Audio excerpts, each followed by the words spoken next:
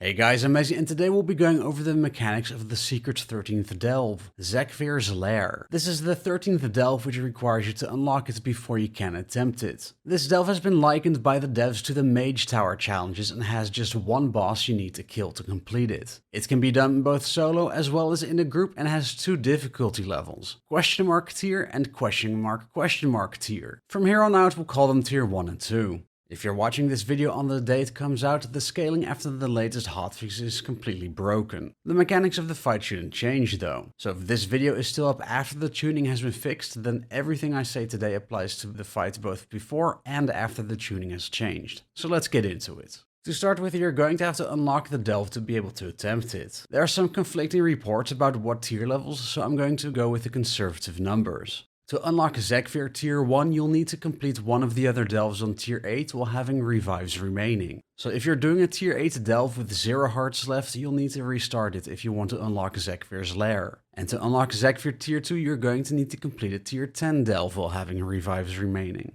Now that you have it unlocked, let's go over the mechanics. We'll go over the tier 1 mechanics first and then cover the tier 2 changes.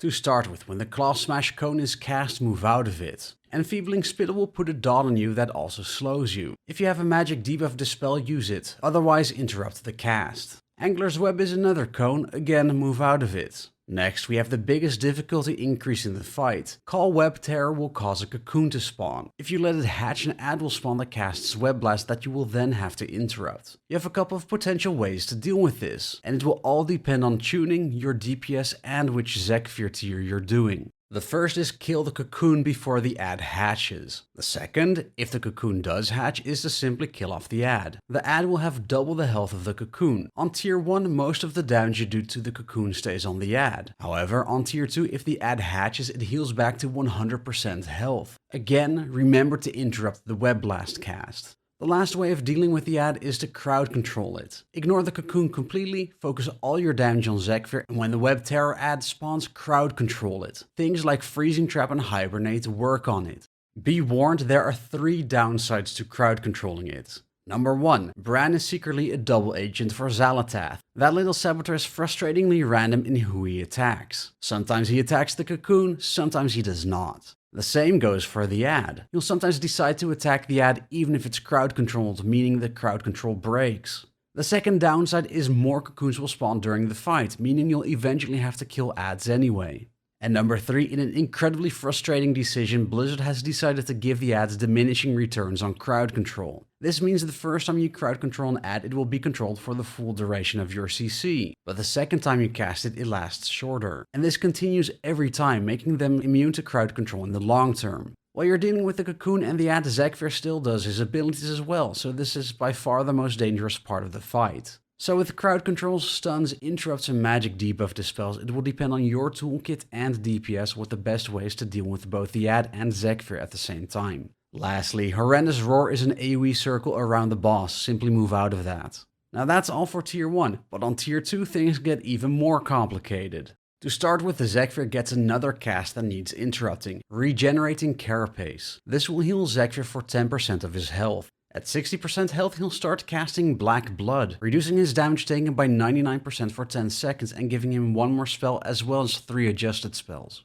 Unending Spines will cause swirls to spawn, move out of them. Angler's Web will also spawn void portals. Don't stand in between them, he's going to shoot web bullets from one portal to another. If you get hit, you die. The AoE circle is now called Infinite Horror and will also cause void orbs to shoot out that you need to dodge. And lastly, his heal will now heal him for 25% health if it's not interrupted.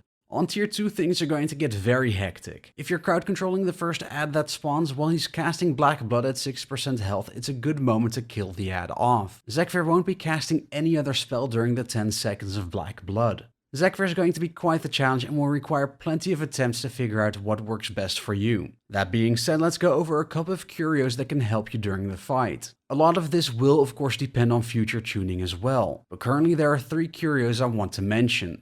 The first is the unbreakable Iron Idol combat curio. I personally really like this choice because it gives you extra survivability in a fight where it's very easy to die. But the reality is there are a lot of one-shots here, so the question is it really worth it? If your personal answer to that is no, then the Porcelain Arrowhead Idol is currently the favorite combat curio to take. The last curio I want to cover is the Amorphous Relic for your utility relic slot. This is just a pure damage increase, so definitely take it. And that's it. This is a really fun challenge, but I'm sure that opinion could change based on the tuning they're going to do in the coming days. So good luck. Before we end, I just wanted to highlight that I've set up a new community Discord server. So if you're interested in that kind of thing, you can find the link in the description. If you liked this video, please like, subscribe, and share it with others. I would very much appreciate it as it helps with the YouTube algorithm. You can also follow me over on Twitter and Twitch at twitter.com/bbmezzy and twitch.tv/bbmezzy. For now, I'm Mezzy, and I'll see you again next time.